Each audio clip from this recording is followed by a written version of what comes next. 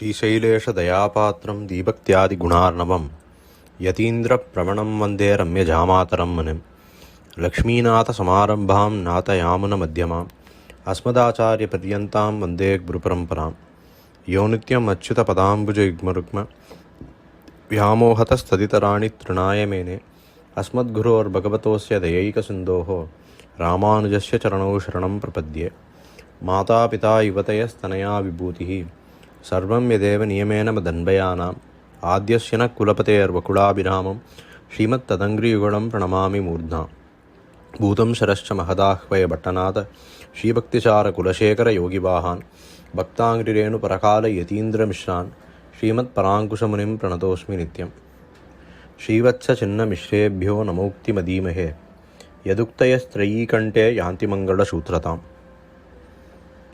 சுவாமி கூரத்தாழ்வானுடைய திருநக்ஷத்திர வைபவமாக நாம் அனுபவித்து வரும் இந்த பஞ்சஸ்தவ உபன்யாசத்திலே இன்றைய தினம் ஸ்ரீ வரதராஜஸ்தவத்தினுடைய அனுபவத்தை பெறவிருக்கிறோம். இந்த வரதராஜஸ்தவத்தினுடைய அவதாரிக்கையாக நாம் அறிய வேண்டிய வரலாற்று தகவல்கள் சில உண்டு. அவைகளை குரு பரம்பரா பிரபாவத்திலே அனுபவிக்கப் பெறுகிறோம்.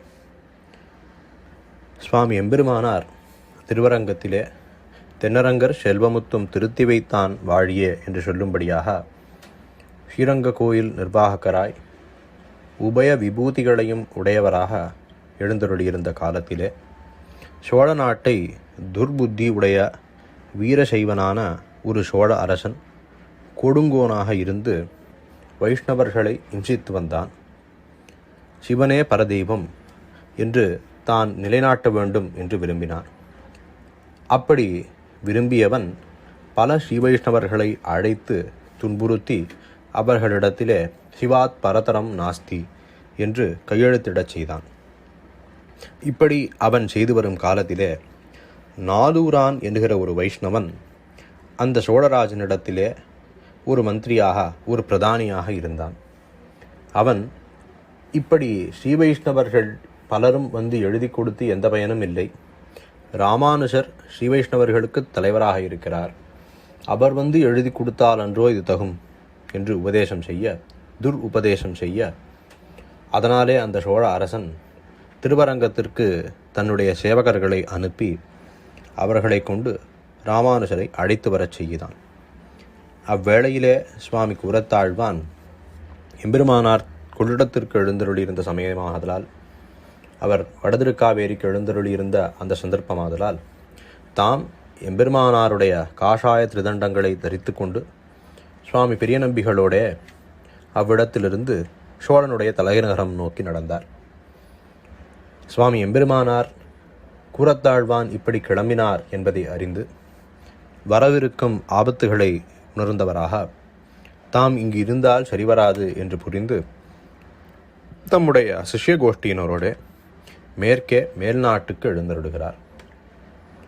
இங்கே சோழ நாட்டு தலைநகரத்திலே சோழன் அரசவையிலே கூரத்தாழ்வான் எழுந்தருளி அங்கே நாம் முன்னமே அனுபவித்தபடி பலவிதமாக அந்த அரசனுக்கு உபதேசங்களை செய்தும் அவன் அதற்கு சகியாதவனாக இருக்க அவன் ஆழ்வானிடத்திலே குரோதம் கொண்டு அவருடைய திருக்கண்களை பறிக்க வேண்டும் என்று ஆணையிடுகிறான்.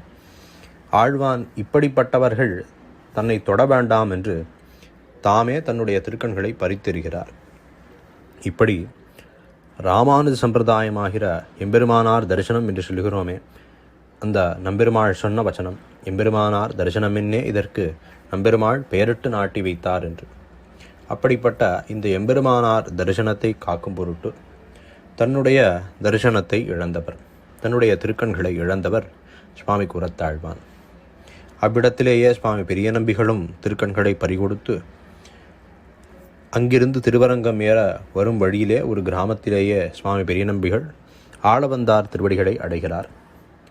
அங்கிருந்து திருவரங்கம் வந்த கூரத்தாழ்வான் எம்பெருமானார் கிளம்பிவிட்டார் என்பதை அறிந்து திருவரங்கமா நகருக்கு இப்படி ஒரு துக்கம் ஏற்பட்டதே என்று வருந்தி பெரிய பெருமாளை மங்களாசாசன செய்ய செல்லும் வேளையிலே அங்கே எம்பெருமானாரோடைய சம்பந்தமுடையவர்கள் உள்ளே அனுமதி இல்லை என்று சொல்லுகிறார்கள். அப்படி இருக்கிற வேளையிலே அங்கே ஒருவர் வந்து இவர் மிகுந்த ஆத்ம குணங்களை உடையவர், இவரை அனுமதிக்க வேண்டும் என்று பிரார்த்திக்க கூறத்தாழ்வான் எம்பெருமானார் சம்பந்தத்தை ஒழித்து வேறு ஒன்றாலே இந்த நம்பெருமாள் தரிசனம் நமக்கு வேண்டாம் என்று அழகர் ஸ்வப்னத்திலே வந்து ஆணையிட்டபடி திருமாலிடும் சோலைக்கு எழுந்தருளுகிறார். அவர் எழுந்தருளும் வேளையிலே ஸ்ரீவைகுண்டஸ்தவமும் அதிமானுஷஸ்தவத்தையும் சொல்லி சுந்தரத்தோளுடையானுடைய சன்னதிக்கு எழுந்தருளி அங்கே சுந்தரத்தோளுடையானை 132 ஸ்லோகங்களாலே மங்களாசாசனம் செய்கிறார். அவ்வனுபவங்களை நேற்று வரை அனுபவித்தோம். இப்படி இருக்கும் காலத்திலே எம்பெருமானார் திருநாராயணபுரம் எழுந்தருளுகிறார்.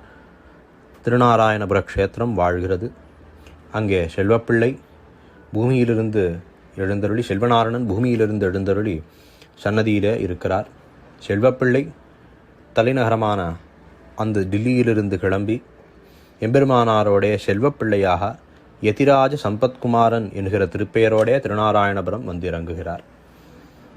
இப்படி பட்ட வைபவங்கள் எல்லாம் நடக்கின்றன. இவையெல்லாம் நடப்பதற்கு காரணபூதராக இருந்தவர் சுவாமி கூறத்தாழ்வான். அவர் எல்லாவிடில் எம்பெருமானார் மேற்கே சென்றிருக்க முடியாது. இப்படிப்பட்ட காலத்திலே இங்கே இப்படிப்பட்ட அபச்சாரங்களை செய்தவனான அந்த சோழன் தன்னுடைய உடலிலே உபாதைகள் ஏற்பட்டு அவனுடைய தொண்டையிலே புழுக்கள் ஏற்பட்டு அவன் மாண்டு போகிறான். இத்தகைய செய்தியை அறிந்தவராக கூறத்தாழ்வான் திருவரங்கத்திற்கு வருகிறார். அப்படி வந்தவர் சுவாமி எம்பெருமானார் திருவரங்கத்திற்கு எழுந்தருளப் போகிறார் என்பதை அறிந்து எம்பெருமானாரை சேவித்து எம்பெருமானார் வரவழைத்து அவரை சேவிக்க எம்பெருமானார் இப்படி உமக்கு ஆயிற்றே என்று மிகவும் வருந்துகிறார். இப்படி மிகவும் வருந்துகிறாரே என்று எம்பெருமானார் சிந்திக்க இந்த நிலை இவருக்கு போக வேண்டும் என்று திருவுள்ளத்திலே கொள்கிறார். இவ்வேளையிலே சுவாமி கூறத்தாழ்வான் தாம் இதுகாரும் அருளிய ஸ்தவங்களை எம்பெருமானார் முன்னே விண்ணப்பிக்கிறார். அதாவது ஸ்ரீவைகுண்ட ஸ்தவத்தையும் அதிமானுஷ ஸ்தவத்தையும் சுந்தரபாகு ஸ்தவத்தையும் எம்பெருமானாரிடத்திலே விண்ணப்பிக்கிறார். இப்படி விண்ணப்பிக்கிற வேளையிலே அதை திருச்செவி சாத்தி எம்பெருமானார் திருவுள்ளம் உகக்கிறார். இப்படி இவ்வளவு அழகாக ஸ்லோகங்களை இயற்றியிருக்கிறீரே, ஸ்தவங்களை இயற்றியிருக்கிறீரே, வரம் தரும் மணிவண்ணனாக பிரசித்தியாக இருக்கும் ஸ்ரீஹஸ்திசைல சிகரோஜ்வல பாரிஜாதமான பேரருளாளன் விஷயமாக ஒரு ஸ்தவம் செய்யும். அவர் உமக்கு கண்ணை கொடுத்தருளுவார் என்று சொல்லுகிறார். பச்சை வாரணதாசர் என்று சுவாமி திருக்கச்சி நம்பிகளோடே சம்பந்தம் பெற்றவர் ஒருவர் உளர். அவர் இப்படியாக கண்ணை இழந்திருந்த காலத்திலே இந்த பெருமாள் அவர்களுக்கு தரிசனத்தை கொடுத்து அவரை வாழ்வித்தான். அந்த வைபவத்தையும் அறிந்தவராக எம்பெருமானார் இந்த விஷயத்தை சுவாமி கூறத்தாழ்வானிடத்திலே சொல்லுகிறார்.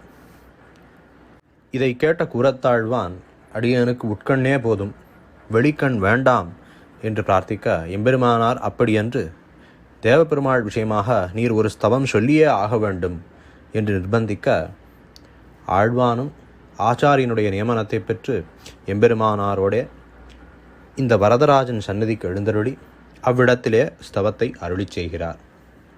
அதை திருச்செவி சாற்றிய தேவப்பெருமாள், ஆழ்வானே உமக்கு என்ன விருப்பமோ அதை வேண்டும் அருளுகிறேன் என்று அருளப்பாடிட ஆழ்வான் உடையவர் திருவுள்ளப்படி தமக்கு கண்கள் வேண்டும் என்று பிரார்த்திக்காது நான் பெற்ற பேறு நாலூரானும் பெற வேண்டும் என்று பிரார்த்திக்கிறார். அதாவது இந்த நாலூரான் என்பவன் ஆழ்வானுக்கு ஏற்பட்டிருக்கும் இந்த துக்கங்களுக்கும் எம்பெருமானார் இங்கிருந்து கிளம்பி வழிநெடுகப்பட்ட துயரங்களுக்கும் மூல காரணமாக இருந்தவன். ஸ்ரீவைஷ்ணவ சம்பிரதாயத்திற்கு இப்படி ஒரு தாழ்வை ஏற்படுத்தியவன். இப்படிப்பட்டவன் ஆழ்வான் பெரும் பேரை பெற வேண்டும். அதாவது கூறத்தாழ்வான் எவ்வளவு பெரிய மகனீயர், அவருக்கு கிடைக்கவிருக்கும் உயர்ந்த ஸ்தானமானது இந்த நாலூரானுக்கும் கிடைக்க வேண்டும் என்று பிரார்த்திக்கிறார். தேவப்பெருமாளும் அப்படியே பெறட்டும் என்று சொல்லுகிறார். இதை திருவரங்கத்திலே கேள்விப்பட்டவர்கள் எப்படி ஆழ்வான் இதை பிரார்த்தித்தார், இவ்வளவு பெரிய பாபியானவன் உயர்ந்த சுவாமி கூறத்தாழ்வானுக்கு கிடைக்கும் நல்ல விஷயங்கள் அதை இந்த நாலூரான் பெற வேண்டும் என்று பிரார்த்திக்கிறாரே ஏன் என்று கேட்க அதற்கு ஆழ்வான் சொல்லும் விஷயமாக ஒரு விஷயத்தை சொல்வதுண்டு. அதாவது, மீனுக்கு நீர் வார்த்து பயனில்லை, வாடின செடிகளுக்குத்தான் விட வேண்டும். அதாவது நீரிலேயே இருக்கும் மீனுக்கு நீரை கொடுத்து பயனில்லை. மிகவும் கீழாக சேலை செய்தவனானவன், ஒரு ஸ்ரீவைஷ்ணவ சம்பந்தம் பெற்றவன் இவ்வளவு ஒரு கீழான செயலை செய்கிறான். அதனாலே அவனுக்கு மிக கொடியதான ஒரு நரகம் ஏற்பட போகிறது. அப்படிப்பட்டவனிடத்திலேயே கருணை கொள்ளத்தக்கது என்று அவனிடத்திலே கருணை கொண்டு அவன் பாழ்படாமல் அவனையும் காத்து ரட்சித்து அருளினார் சுவாமி கூரத்தாழ்வான். எம்பெருமானார் இப்படி கூரத்தாழ்வான் தன்னுடைய ஆசையை நிறைவேற்றவில்லை என்று அறிந்து தேவப்பெருமாளிடத்திலே சென்று, எல்லாம் அறிவரான நீர் என்னுடைய நினைவை தலை கட்டவில்லையே, என்னுடைய ஆசையை நிறைவேற்றவில்லையே, இப்படி இருவரும் சேர்ந்து என்னை வஞ்சித்து விட்டீர்களே என்று வருந்தி இருக்க, அதற்கு பேரருளாளன், ராமானுஷரே, ஆழ்வான் நம்மையும் உம்மையும் காணுமிடத்து கட்கண்ணாலே காணக்கடவர் என்று வரமளித்தருளினார். கூரத்தாழ்வான் எம்பெருமானாரையும் தேவப்பெருமாளையும் கண்டு ரசிக்கும்படியாக அவருக்கு கட்கண் கொடுக்கிறேன் என்று சொன்னார். அந்த கட்கண்ணை கொண்டு ஆழ்வான் வரதராஜ பெருமாள் அணிந்திருக்கும் வஸ்திர சோபையையும் திவ்ய ஆபரண சோபையையும் அனுபவித்து எம்பெருமானாரிடத்திலே சொல்ல, அதனாலே எம்பெருமானார் சந்தோஷப்பட்டு மீண்டும் கோவிலேற எழுந்தருளினார். இப்படிப்பட்ட வைபவத்தை உடையதானது இந்த வரதராஜ ஸ்தவம். அந்த வரதராஜ ஸ்தவத்தை மேலே அனுபவிக்கப் பெறுகிறோம். இந்த ஸ்தவத்திலே முதல் ஸ்லோகத்திலே மங்களம் சிரிவித்து, இந்த எம்பெருமானுக்கு மங்களம் உண்டாகட்டும், இந்த எம்பெருமான் தனக்கு எப்பொழுதும் நன்மையை செய்ய வேண்டும் என்று பிரார்த்தித்து, இரண்டாவது ஸ்லோகத்திலே பெருந்தேவி மணாளனாக மிதுனமாக அவர் எழுந்தருளியிருக்கிறார் பெருந்தேவியோட. அப்படி நாச்சியாரோட எழுந்தருளியிருக்கும் தன்மையை அனுபவிக்கிறார். 3வது ஸ்லோகம் தொடங்கி 10வது ஸ்லோகம் வரை திருமலை, அதாவது பெருமாள் கோவில் திருமலை, ஹஸ்திகிரி என்று சொல்லும் அந்த மலை, அந்த மலையினுடைய மேன்மையை அனுபவிக்கிறார். 11வது ஸ்லோகம் தொடங்கி 20வது ஸ்லோகம் வரை அந்த வெம்பெருமானுடைய அதிசயமான குணங்களை அனுபவிக்கிறார், திருக்கல்யாண குணங்களை அனுபவிக்கிறார். 21வது ஸ்லோகம் தொடங்கி 62வது ஸ்லோகம் வரை எம்பெருமானுடைய திருவடிவழகு, கிரீடம் தொடங்கி திருவடி வரை அவரை அனுபவிக்கிறார். 63வது ஸ்லோகம் தொடங்கி 71வது ஸ்லோகம் வரை இந்த எம்பெருமான் விபவாவதாரங்கள் எடுத்தது, அதாவது மத்ஸ்ய, கூர்ம, வராக, நரசிம்ம, வாமன, பரசுராம, ராம, பலராம, கிருஷ்ண, கல்கி முதலான அவதாரங்களை எடுக்கிறான். இந்த அவதாரங்களை எடுத்ததனாலே இந்த எம்பெருமான் என்னென்ன காரியங்களை செய்கிறான் என்று காட்டும் விதமாக அந்த ஸ்லோகங்களை அருளுகிறார். 72வது ஸ்லோகம் தொடங்கி 100வது ஸ்லோகம் வரை தன்னுடைய தோஷங்களை சொல்லி தனக்கு தாசியத்துவத்தை இந்த எம்பெருமான் அருள வேண்டும் என்று பிரார்த்திக்கிறார். 101வது ஸ்லோகத்திலே இவர் பத்துடை அடியவர்க்கு எளியவனாக இருக்கும் தன்மையை கொண்டாடி 102வது ஸ்லோகத்திலே தமக்கு இன்ன காரணத்தினாலே இவர் அருள் புரிய வேண்டும் என்று அற்புதமான ஒரு விஷயத்தை அருளியிருக்கிறார்.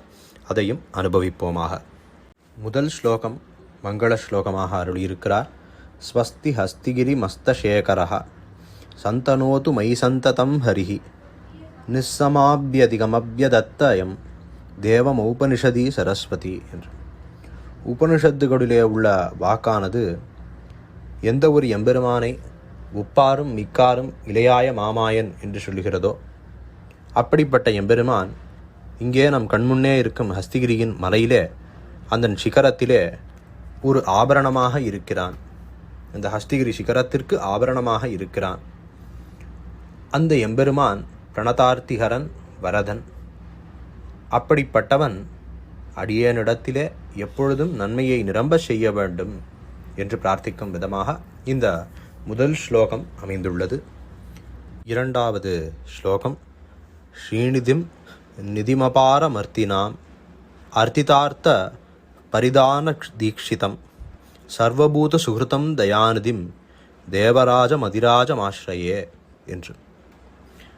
ஸ்ரீயப்பதியாக இந்த எம்பெருமான் யாசிப்பவர்களுக்கு வேண்டின பொருள்களை வேண்டியவர்களுக்கு வேண்டிய விதத்தை கொடுப்பதையே விரதமாக கொண்டிருக்கிறான்.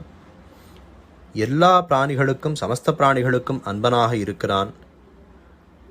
கருணாநிதியாக இருக்கும் அந்த தேவபிரானை அடிபணிகிறேன் என்று அருளுகிறார். ஷியஃபதி என்று இந்த இடத்திலே காட்டுவதாவது, இந்த எம்பெருமான் தாம் பெருந்தேவி தாயாரோடே எழுந்தருளியிருந்து எப்படி எழுந்தருளியிருக்கிறான் என்றால் சதா சர்வகாலமும் எழுந்தருளியிருக்கின்றான். ஷீநிதிம் என்று சொல்லுகிறது மது பிரத்யம் என்று. அந்த மதுப் யோகம் நித்திய யோகத்திலே மதுப் என்று வந்திருக்கிறது. நித்தியமாக அகலகில்லேன் இறையும் என்று அலர்மேல் மங்கை உரைமார்பன், அந்த அகலகில்லேன் என்று சொல்கிறார்களே, ஆழ்வார் சொல்கிறாரே, அதை போல என்றும் நின்று நீங்காது நித்தியமாக அந்த எம்பெருமானுடைய திருமார்பிலே பெருந்தேவி தாயார் எழுந்தருளியிருக்கிறாள். அப்படி அவள் எழுந்தருளி இருப்பதாலே அளவற்ற நிதி இருப்பவனாக இவன் ஆகிறான்.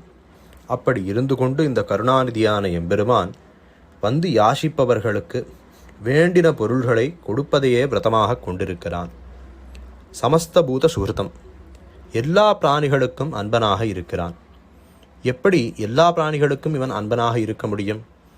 ஒவ்வொருவரும் ஒவ்வொரு போல இருக்க எப்படி இவன் எல்லாரையும் ஒரு சேர ஒரு போலவே அனுபவிக்கிறான், ஒரு சேர அன்பனாக இருக்கிறான் என்பதை சொல்ல முடியும் என்றால், சகலருக்கும் இந்த எம்பெருமானை அனுபவிக்க யோக்கியதை உள்ளது. அவர்கள் அப்படி இவனை அனுபவித்தால் அவர்களுக்கு பக்ஷபாதமின்றி அவனை ஆசிரயித்தால் ஆசிரியனியர்களிடத்திலே பக்ஷபாதமின்றி இவன் இருக்கிறான். இதை சர்வபூத சுகிருத்து என்று இந்த இடத்திலே ஆழ்வான் அருளி செய்கிறார். இப்படி சர்வபூத சுகிருத்தாக இருக்கும் ஸ்ரீநிதியை, அபார நிதியை, கருணாநிதியை, அர்த்திதார்த்த பரிதான தீட்சிதம் என்று வேண்டியவர்களுக்கு வேண்டிய பொருளை கொடுப்பதையே விரதமாக கொண்டிருக்கும் இந்த தேவராஜனை அடிபணிகிறேன் என்று 2வது ஸ்லோகத்தை தலை கட்டுகிறார். மேலே 5வது ஸ்லோகத்திலே எம் பரோக்ஷம் உபதேசதஸ் த்ரயி நேதி நேதி பரபர்யுதாஸ்யதா வக்தியஸ் தமபரோக்ஷமீக்ஷயதி ஏஷதம் கரிகிரிம் சமாஸ்ரயே என்று. இதிலே த்ரயி என்று சொல்லப்படுவது வேதம். அந்த வேதம் இவ்வளவு அல்லன் இவ்வளவு அல்லன், இதிலும் மேலானவன் இதிலும் மேலானவன் என்று இவனுடைய தன்மைகளுக்கு எதிர்த்தட்டாய் இருப்பவர்களை நீக்கி நீக்கி அவனை காட்ட முயல்கிறது. இப்படி இந்திரியங்களுக்கு வெளிப்படாதவனாக இருக்கும் இந்த வெம்பெருமானை அவன் இந்த அனுபவத்தாலே நெஞ்சினாலே நினைப்பறியன், நெஞ்சினாலே இவனை அனுபவிக்க முடியாது, கண்களாலே இவனை காண முடியாது என்று இந்த வேதம் சொல்லுகிறதோ, வேதாந்தங்கள் சொல்லுகிறதோ, உபனிஷத்துக்கள் சொல்லுகிறதோ, அப்படிப்பட்ட அந்த எம்பெருமானை இந்த வரதன், அப்படியாக இருக்கும் இந்த எம்பெருமான், இந்த வரதன் ஹஸ்திகிரியிலே சாக்ஷாத் சேவை சாதிக்கிறான். அப்படி அவன் எழுந்தருளியிருக்கும் இந்த ஹஸ்திகிரியை ஆசிரயிக்கிறேன், சமாஸ்ரயே என்று அனுபவிக்கிறார். இப்படி வேதங்களே சில இடங்களிலே அவனை சொல்லியும் சில இடங்களே காட்டாதே விட்டும் அவனை மறைத்தும் இருக்கிற வேளையிலே இந்த மலை அவனை காட்டுகிறது என்று அனுபவிக்கும் விதமாக அடுத்த ஸ்லோகத்தையும் அருளியிருக்கிறார். ஏஷ ஈஷ இதி நிர்ணயம் த்ரயி பாகதேய ரஹிதேஷு நோதிஜேத் ஹஸ்திதாமனி நிர்ணயேதக்கஹ தேவராஜமயம் ஈஸ்வரஸ்தவிதி என்று. அதாவது இந்த எம்பெருமான் ஹஸ்திகிரியின் மீது எழுந்தருளி இருக்கிறான். வேதங்கள் இந்த எம்பெருமானை மறைத்து காட்டாதே இருக்கிறது. அந்த அர்த்தங்களை நன்காக ஆராய்ந்து அறிய முடியாத துர்பாகியசாலிகளாலும் கூட இந்த ஹஸ்திகிரி, அதிலே எழுந்தருளி இருக்கும் இந்த எம்பெருமான் சர்வேஸ்வரன் என்று அனுபவிக்கும்படியாக இந்த ஹஸ்திகிரி இந்த எம்பெருமானை காட்டுகிறது என்று சொல்லுகிறார் இந்த ஸ்லோகத்திலே. இந்த விஷயத்தை காஞ்சி பிரதிபாதி பயங்கரம் அண்ணங்கராச்சார் சுவாமி தன்னுடைய வியாக்கியானத்திலே அருளும் வேளையிலே, கருவிலே திருவிழாதார்க்கு இதை தெளிவியாதொழிந்தது, அதாவது வேதம் ஒழிக, அது பற்றி நாம் வருந்த வேண்டியதில்லை. அக்குறை தீர இந்த ஹஸ்திகிரியானது அந்த சித்தாந்தத்தை சர்வஜன சுலபமாக செய்கிறது என்கிறார். எனவே வேதத்தில் குதர்க்கம் கூறுகின்றவர்களும் ஹஸ்திகிரியிலே பேரருளாளனை சேவிக்கப் பெற்றவாறே பேரருளாளன் அல்லது பரதெய்வம் இல்லை என்று தாமே பரவசமாக கையெழுத்திட்டு விடும்படியாக ஆகிறது என்று அருளியிருக்கிறார். அப்படியாக வேதத்திற்கு கூட தவறான அர்த்தங்களை சொல்லக்கூடியவர்களும் இந்த தேவப்பெருமாளை ஹஸ்திகிரி மலையின் மீது சேவித்தால் இந்த ஹஸ்திகிரி மலை அவர்களிடத்திலே இவன்தான் பரதெய்வம் என்கிற நிச்சய புக்தியை ஏற்படுத்துகிறது என்று காட்டுகிறார். மேலே 11வது ஸ்லோகம் தொடங்கி அவ்வெம்பெருமானுடைய குணங்களை அனுபவிக்கப் பெறுகிறோம். 11வது ஸ்லோகம். குணாயத்தம் லோகே குணிஷு ஹிமதம் மங்களபதம் விபர்யஸ்தம் ஹஸ்தி க்ஷிதிதர பதே தத்வயி புனः குணா சத்ய ஞான பிரபுதய உதத்வத் கததயா சுபீபூயம் யாதாஹிதிஹி நிரணைக்ஷ்ம ஸ்ருதிவச்சாத் என்று. எம்பெருமானே, இந்த உலகத்திலே குணசாலிகள் என்று இருப்பவர்களை எப்படி நாம் நல்லவர்கள் என்று சொல்லுகிறோம்? நல்ல குணங்களை உடையவர்களாக இருப்பதாலே இவர்கள் நல்லவர்கள் என்று சொல்லுகிறோம். அதாவது இவரிடத்திலே அதிக பொறுமை இருக்கிறது, இவர் வணக்கத்தை உடையவராக இருக்கிறார், இவர் ஒழுக்கமானவராக இருக்கிறார், இவர் சரியான ஞானத்தை உடையவராக இருக்கிறார் என்று இவர்கள் இடத்திலே இருக்கும் நல்ல குணங்களை கொண்டு இவர்களை மேலானவர்கள், மேன்மை பெற்றவர்கள் என்று ஒரு சிலரை சொல்லுகிறோம், ஒரு நல்லவர்களை சொல்லுகிறோம். ஆனால் இந்த குணங்களுக்கு எதனாலே மேன்மை கிடைத்தன என்று தெரியுமோ? உன்னிடத்திலே இருப்பதால் தான். தேவப்பெருமாளே, உம்மிடத்திலே இருக்கும் ஞான, பல, ஐஸ்வர்ய, வீரிய, சக்தி, தேஜஸ் முதலான குணங்கள், அதற்கு மேலே இருக்கும் மார்தவம், ஆர்ஜவம், வாத்சல்யம், சௌஹார்தம், சௌஷீல்யம், வாத்சல்யம், இது போல பல குணங்கள் இருக்கின்றன. அந்த குணங்கள் திருக்கல்யாண குணங்களாக எப்படி ஆகின்றன தெரியுமோ? உன்னிடத்தில் இருப்பதாலேயே அந்த குணங்கள் மேன்மை பெறுகின்றன. கண்ணன் வெண்ணையை திருடுகிறான்.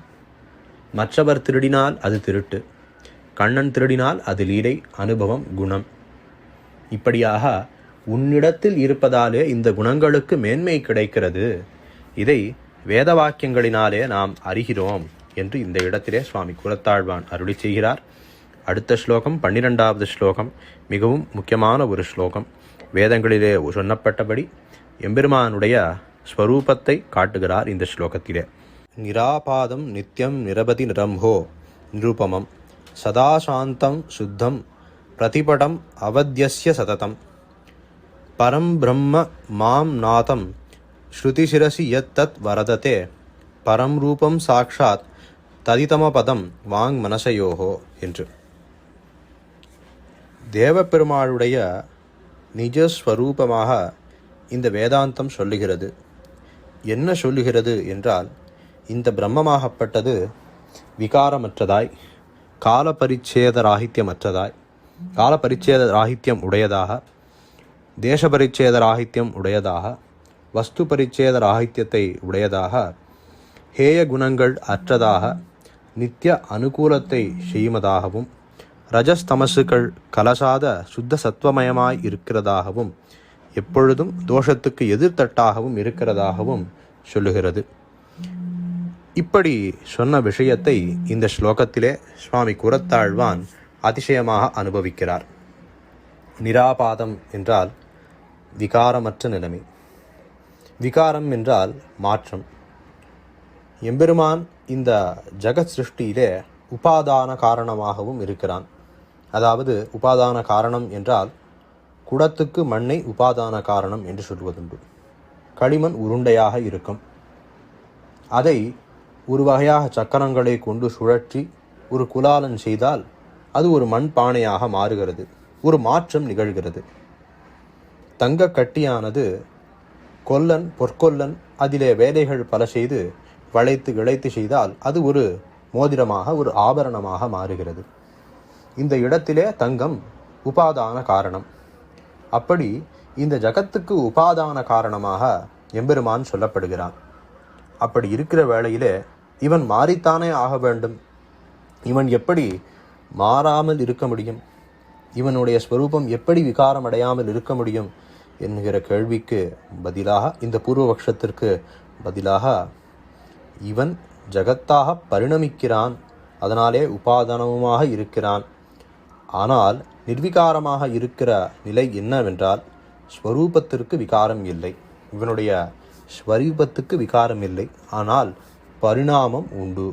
விசிஷ்ட விசேஷண சத்பாரகமாக ஒரு சிலந்திக்குண்டான ஸ்வபாவம் சர்வசக்தி கூடாதொழியாதிலே. ஒரு சிலந்தி கூடை கட்டுகிறது. அது தன்னுடைய வாயிலிருந்து வரும் ஒரு திரவத்தை கொண்டே அந்த கூட்டை கட்டுகிறது, சிலந்தி வலையை பின்னுகிறது.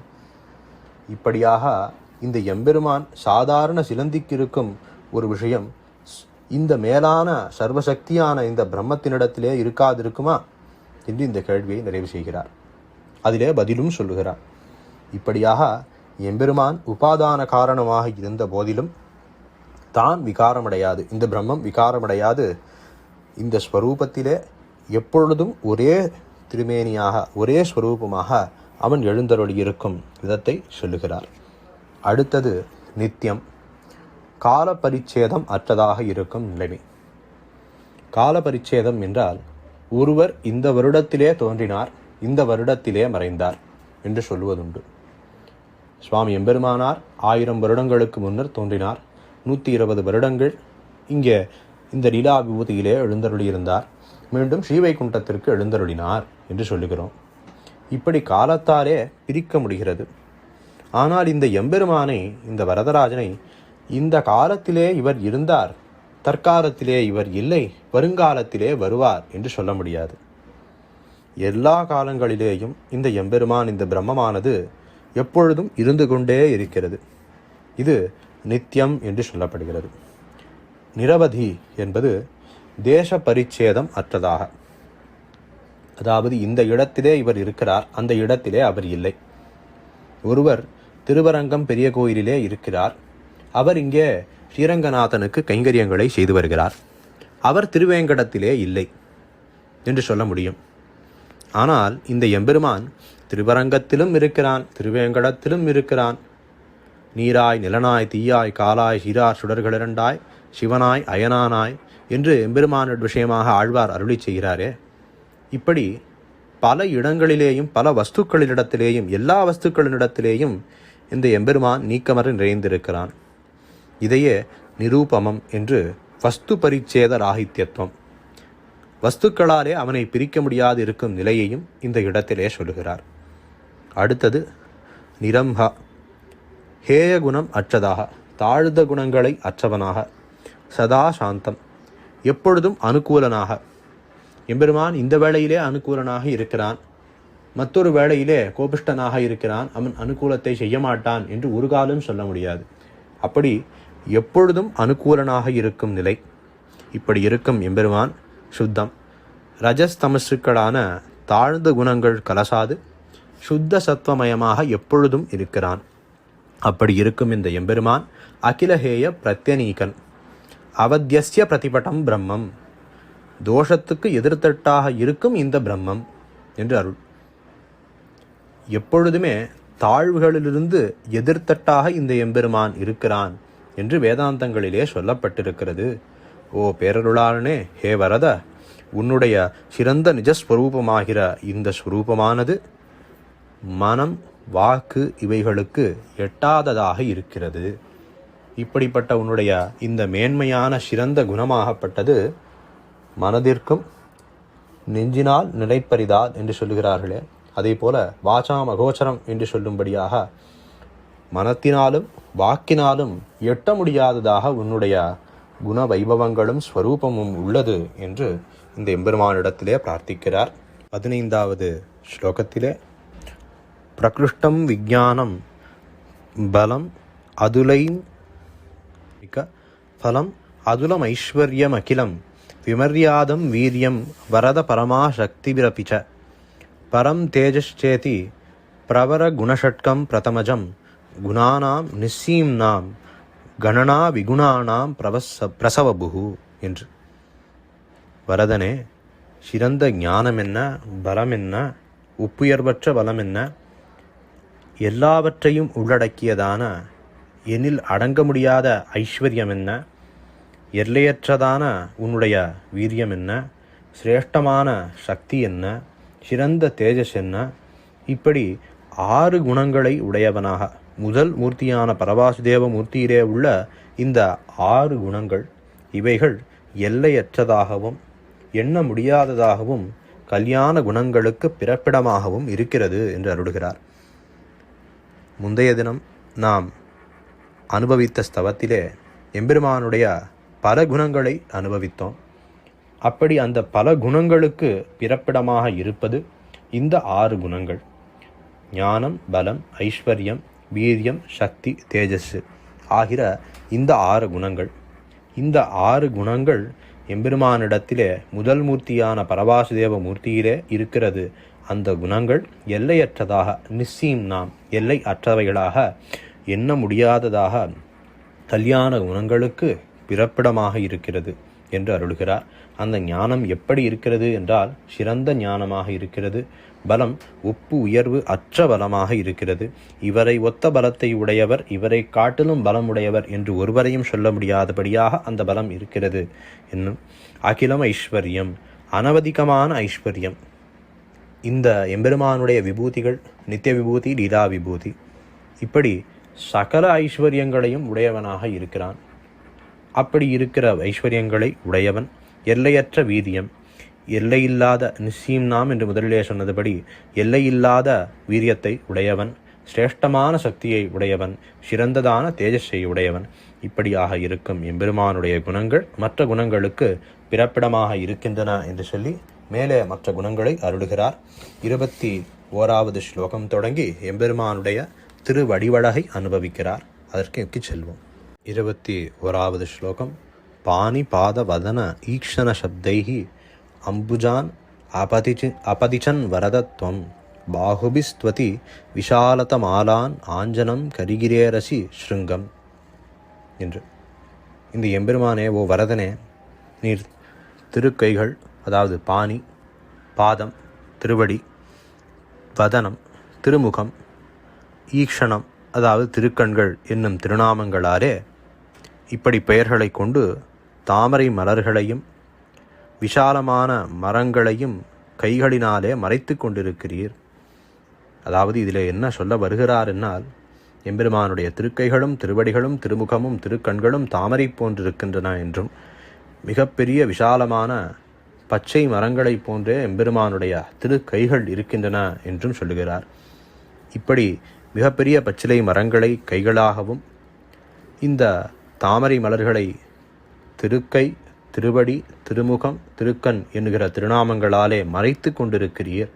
இப்படி மறைத்து கொண்டிருக்கும் நீர் அஞ்சனம், அதாவது கருப்பான ஒரு சிகரமாக இந்த ஹஸ்திகிரிக்கு ஆகிறீர். இந்த ஹஸ்திகிரி மலையின் மேல் நீர் கருப்பான அஞ்சனமயமான ஒரு சிகரமாக இருக்கிறீர் என்று அருளுகிறார். இது தொடக்கமாக ஒரு 4 ஸ்லோகங்களுக்கு எம்பெருமானுடைய திருவடிவை பூர்த்தியாக அனுபவித்து 25வது ஸ்லோகம் தொடங்கி எம்பெருமானுடைய கிரீடத்திலிருந்து வர்ணிக்க ஆரம்பிக்கிறார். இந்த ஸ்லோகத்திலே ஆதிராஜ்யம் அதிகம் புவனானாம் ஈஷதே பிஷுனயன் கில மௌலிஹி ஷூலிகா மணிசஹஸ்ர மரீச்சேஹே ஹஸ்திபூஷண பவத் யுதயாத்ரிஹி என்று சொல்லுகிறது.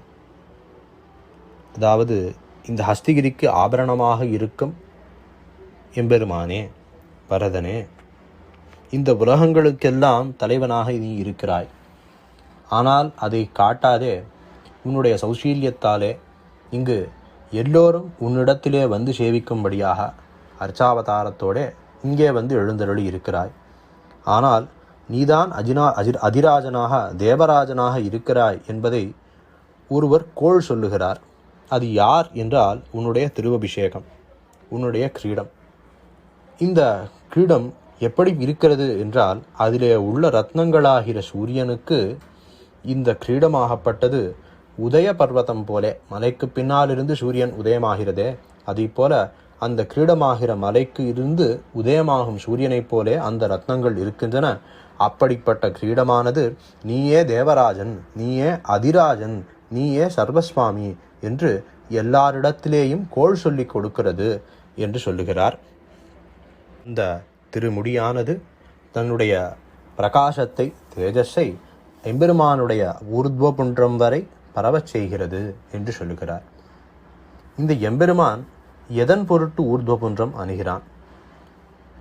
நாம் மேற்நோக்கி செல்ல வேண்டும் என்கிற ஆசையினாலே திரியக்குன்றம் அணியாது ஊர்த்வபுன்றம் அணுகிறோம். இதே நம்முடைய சாஸ்திரம் சொல்லியிருக்கிறது.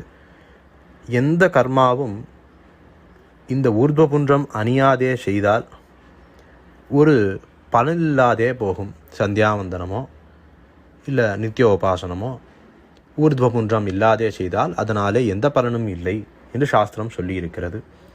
அதனாலே நாம் திருவெண்காப்பு அணிகிறோம், ஊர்த்வபுன்றம் அணிகிறோம். இந்த எம்பெருமான் எதனாலே அணிகிறான் என்று கேள்வி எழுகிறது. அவன் எதற்காக அணிகிறான் என்றால், நம்முடைய அடியவன் இதை விரும்பி அணிகிறான். அவனுக்கு மிகவும் பிரியமான விஷயமாக இந்த திருவெண்காப்பு இருக்கிறது, இந்த ஊர்த்வபுன்றம் இருக்கிறது, இந்த திலகம் இருக்கிறது. அதை அடியாருக்கு உகந்தது என்கிற காரணத்தினாலே தாமும் தன்னுடைய திருநெற்றியிலே சாற்றிக் கொள்ளுகிறார் வரதராஜன். இதை சொல்லும் விதமாக 26வது ஸ்லோகம் அமைந்துள்ளது. கீழுள்ள ஸ்லோகங்களிலே எம்பெருமானுடைய திருக்கண்கள், திருப்புருவம், திருநாசி, திருவாய், திருக்கண்ணங்கள், திருச்செவி, திருத்தோள், ஹஸ்தங்கள், பூவார், திருமாமகள், புல்கிய மார்பா என்று சொல்லும்படியாக பெருந்தேவித்தாயார் எப்பொழுதும் எழுந்தருளியிருக்கும், நித்தியமும் எழுந்தருளியிருக்கும் திருமார்பு, பிரமனை படைத்த உந்தி, அவருடைய திருத்தொடைகள், பீதாம்பரம், கணுக்கால், திருவடி வழியாக எம்பெருமானுடைய வடிவழகை ஒவ்வொரு ஸ்லோகமாக அனுபவித்து வருகிறார். 59வது ஸ்லோகத்திலே எம்பெருமானுடைய திருவடியை அனுபவிக்கிறார். பக்தானாம் யத் வபுஷிதஹரம் பண்டிதம் புண்டரீகம் யச்சாம்லானம் வரத சததாத்ய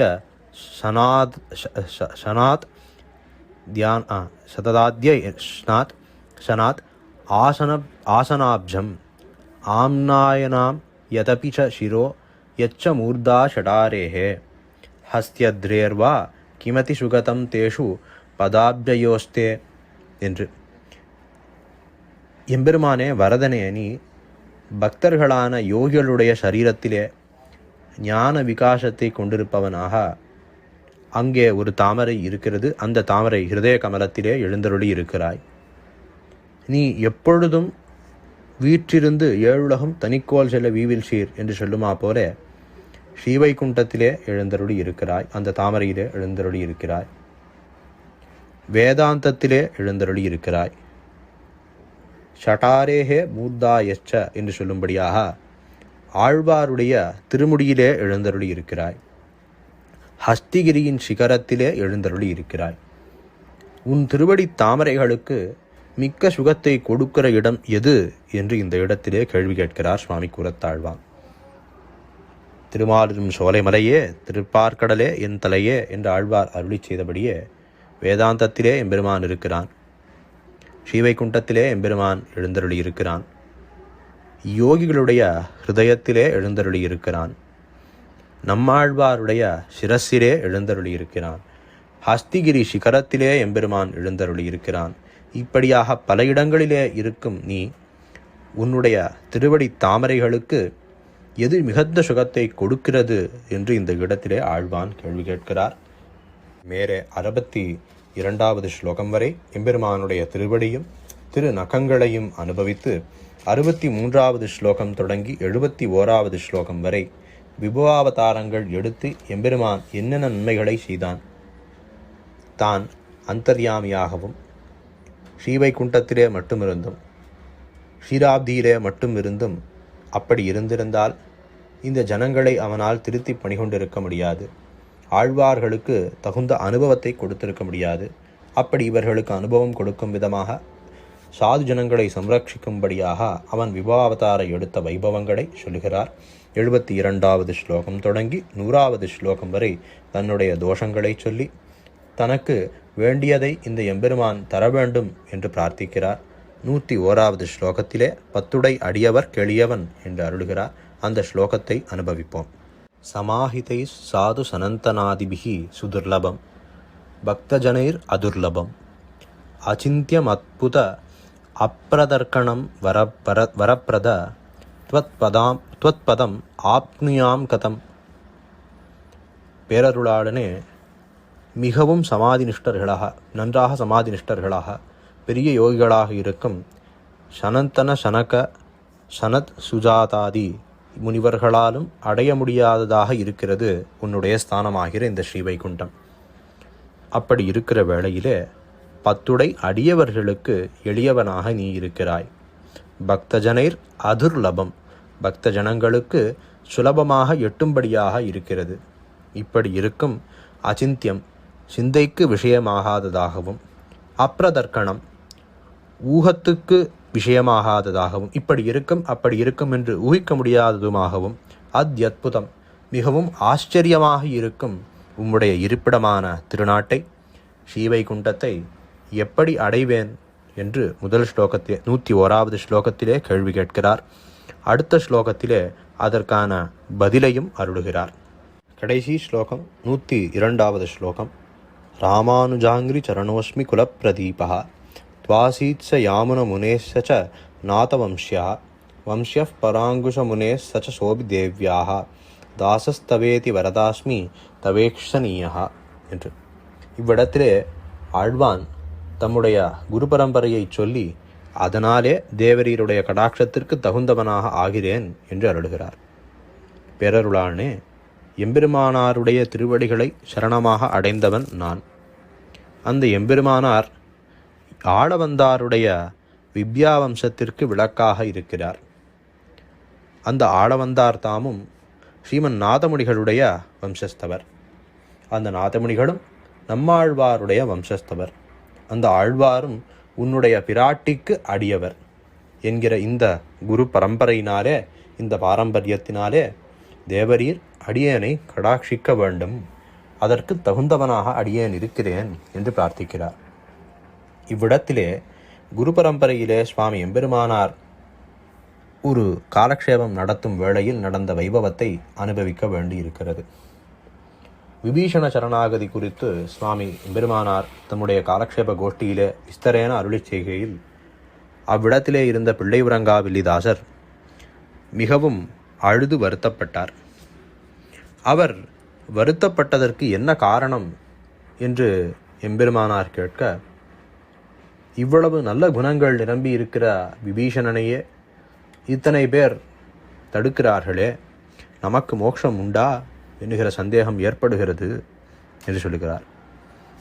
அதற்கு எம்பெருமானார், நமக்கு உண்டாகில் உமக்கும் உண்டு, பெரிய நம்பிகளுக்கு உண்டாகில் நமக்கு உண்டு, ஆளவந்தாருக்கு உண்டாகில் பெரிய நம்பிகளுக்கு உண்டு, நாதமுனிகளுக்கு உண்டாகில் ஆளவந்தாருக்கு உண்டு, நம்மாழ்வாருக்கு உண்டாகில் நாதமுனிகளுக்கு உண்டு, பிராட்டியாருக்கு உண்டாகில் நம்மாழ்வாருக்கும் உண்டு என்று அருளி செய்கிறார். பிராட்டியார் எம்பெருமானோடே சதா சர்வகாலமும் எழுந்தருளி இருக்கிறவள். அவளுடைய கிருபையினாலே விஸ்வக்சேனராலே ஆட்கொள்ளப்பட்டவர் நம்மாழ்வார். அதனாலே நம்மாழ்வாருக்கும் ஸ்ரீவைகுண்டம் கிட்டியது. நம்மாழ்வாருடைய மிகுந்த ஆசைக்கு அவருடைய கைங்கரியத்திலே ஈடுபட்டவராக இருந்தவர் நாதமுனிகள். அதனாலே அவருக்கும் ஸ்ரீவைகுண்டம் கிட்டியது. அவருடைய திருப்பேரனாராகவும் அவருடைய சம்பிரதாய விஷயங்களை எடுத்து முன்னே செல்லுபவராகவும் இருந்தவர் சுவாமி ஆளவந்தார். அவருக்கும் இத்தாரே ஸ்ரீவைகுண்டம் கிட்டிற்று. ஆளவந்தாருடைய திருவடி சம்பந்தத்தை உடையவராகியாலே பெரிய நம்பிகளுக்கும், பெரிய நம்பியினுடைய திருவடி சம்பந்தத்தை உடையவராலே எம்பெருமானாருக்கும், எம்பெருமானாருடைய திருவடி சம்பந்தத்தை உடையவராலே பிள்ளை உறங்காவில்லி தாட்சருக்கும் மோட்சம் உண்டு என்று இந்த இடத்திலே எம்பெருமானார் அருளினார். இப்படியாக நம்முடைய குரு பரம்பரையினாலே ராமானுஜ சம்பந்தத்தாலே நமக்கும் மோட்சம் உண்டு என்று இந்த இடத்திலே நாம் ஸ்வாபதேசமாக அனுபவிக்கப் பெறுகிறோம். இத்தோடே ஸ்ரீ வரதராஜஸ்தவம் நிறைவு பெறுகிறது. குறைந்த காலத்திலே யதாமதி சிற்றறிவுக்கு எட்டியவரை எவ்வளவு காலம் கிடைத்ததோ அதிலே வெகு சில ஸ்லோகங்களே அனுபவிக்க முடிந்தது. எல்லா ஸ்லோகங்களையும் அனுபவிக்க முடியவில்லை. இதிலே இருக்கும் குற்றம் குறைகளை ஆஸ்திகர்கள் பொறுத்தருள வேணுமாய் பிரார்த்திக்கிறேன். குரத்தாழ்வான் திருவடிகளே சரணம். ஆழ்வார் எம்பெருமானார் ஜீயர் திருவடிகளே சரணம். ஆச்சாரியன் திருவடிகளே சரணம்.